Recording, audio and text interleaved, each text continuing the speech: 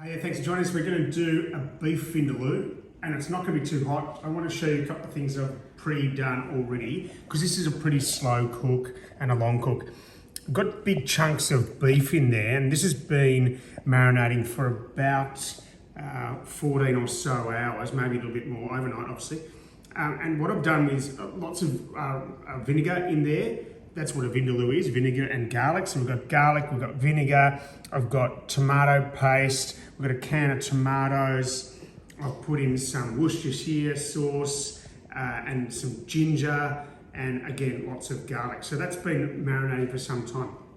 So there's a couple of things I want to put in this, because as I said, it's going to be done in the slow cooker. Lots of onion as well, and we're also going to put in some potatoes. Now I know your traditional beef vindaloo won't have a lot of potatoes in it, but some do, and we are going with the potatoes. It can take the heat away from the vindaloo as well, so I haven't made that too hot. There is a little vindaloo paste that I'll put in there, of course, as well, just to give it that sort of beautiful vinegary flavour, and the garlic as well. So there's lots of kind of that garam masala, lots of other kind of flavours in there. So just quickly chopping up these onions that we're going to put in all in one dish. Now this will probably take about 8 or so hours, and the plan is to eat it tomorrow night. So it's not a tonight thing. Those will know, lovers of curry, that you the longer you leave it and over that next night is the best part of the curry. A bit like having a pizza that next day.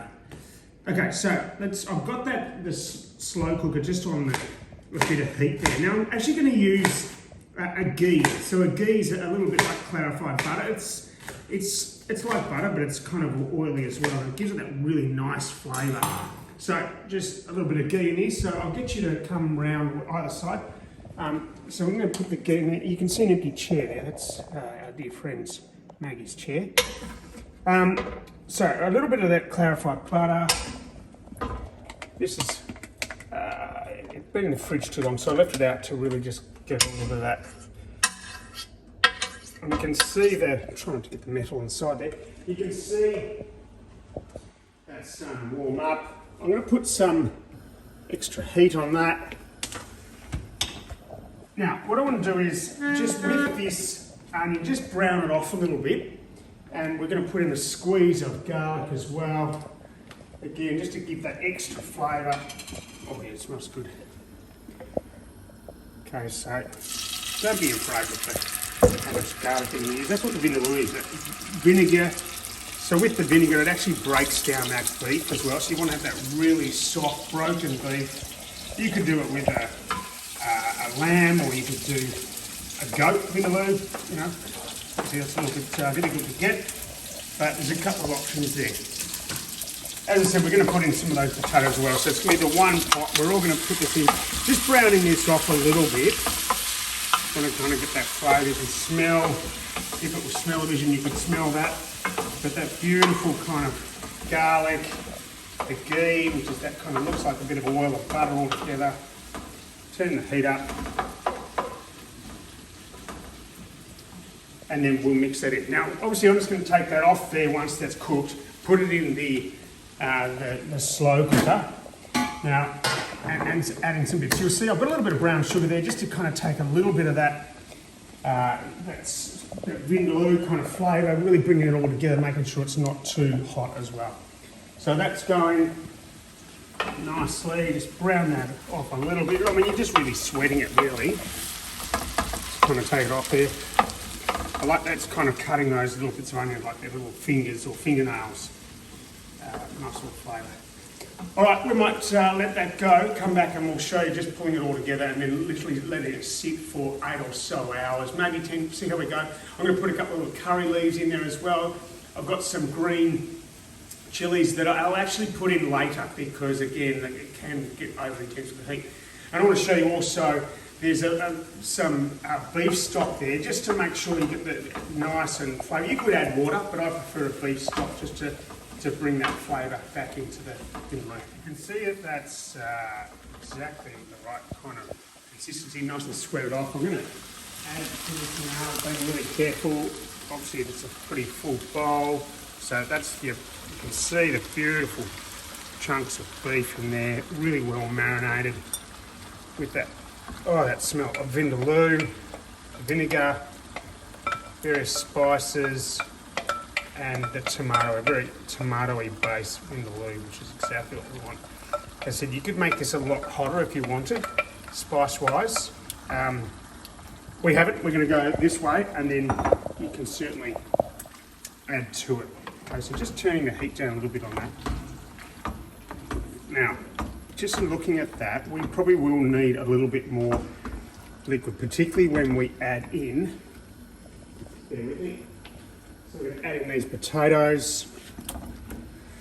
Wasn't sure how many I'd fit, I'm going to put them all in. And I'm going to put in some nice curry leaves as well. Just those curry leaves. Just take them off the stalk too. Just makes it a bit easy to spread them around. Yeah, we're going to put a little bit of beef stock. One. Just a little bit of that brown sugar. You could use white sugar. For brown sugar. One extra splash of my daughter, ginger. And you kind of want to, just you can see how that's needs a little extra liquid just because this will boil down a little bit. Just mixing that through. Nice and big chunky potatoes. You could cut those. We might even cut them a little bit later. See how they go when that all softens up. Awesome, smells amazing. Let's get some of that beef stock in there just to bring it up a little bit more.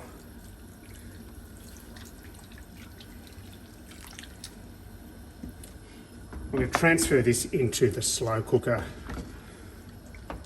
as well, just giving that heat a little bit there.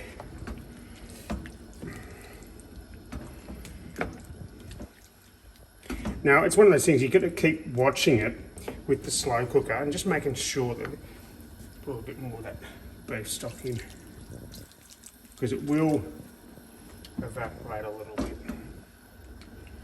and mixing through. All right, awesome. I'm going to put that on the little slow cooker thing, leave the lid on, have it on about high, start with the high, leave it on there for a few hours and then you can either bring it down. You can actually feel that meat quite soft, and I know it's not cooked, but the vinegar itself is actually broken down a little bit of that meat. That's exactly what we're looking for. See you soon. Okay, welcome back. That's been sitting there. Let's take that lid off for a second. That cooked yesterday for almost 9 hours. So you can see, if you come a bit closer, you can see that. I've just brought this out of the fridge. It's been in the fridge overnight. I cut the potatoes down a little bit. Now I added a couple of things as well. I added a can of coconut milk.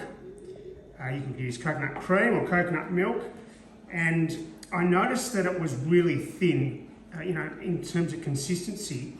So I just got a tablespoon of corn flour with some cold water and just mix that through. And look at that now, that's getting that thick consistency. I'll put in about 100 mils of cream as well, fresh cream, just to give it that kind of creamy flavour. That smells beautiful. I cut the potatoes. That looks perfect. Look, you could probably serve it now, but given that what time is around midday now, I'm going to leave it on, turn it back on high. You can turn it on low, but I'm going to leave it on and come back every couple of hours. I don't reckon you can overdo this. The softer the meat, the better. So we'll come back a little bit later and show you what that looks like. So you can just have a look at that now. You can see that's really like a thick, beautiful, and if you could smell that, that is awesome. All right, we'll come back a little bit later. All right, we're almost done. I just want to put a bit of heat next to this rather than in it. So just chopping up with this green chilli with this beautiful new knife from Susie and Tim James. Thank you. So I'll chop those up. Now, that's been going, that curry now, that vindaloo, for 15 hours. So you don't need to do it that long, but why not if you can? So a little bit of those green chilies that we'll put on the side. I've got some yogurt there. I'm also going to cut up just as a little condiment, some of that banana as well. And of course we've got some papadums that we'll whack in the microwave once the rice is done. So I'll get you to come a little bit closer, just looking at that. Again, I added just a tad more of that cornstarch, just to thicken it up a little bit. You can probably turn off the heat now. That potato, I mean, it's all absolutely soft. The meat's really done well. Beautiful. We'll plate that up and show you shortly.